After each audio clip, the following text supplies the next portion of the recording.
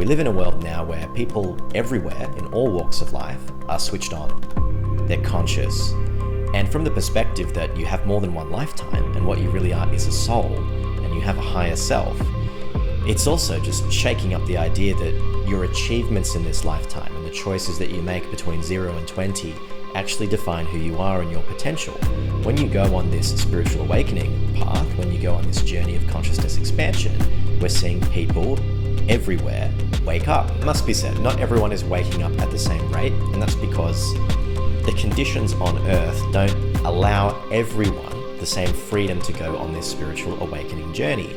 The way I might like to think about it is that the soul or the higher self actually picks where to incarnate, so that if it's meant to go on a spiritual awakening path, for me it was probably my early 20s where this really started to kick into gear.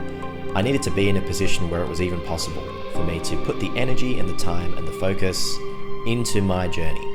But if I was living somewhere else in different conditions, I simply wouldn't have had the luxury to do so.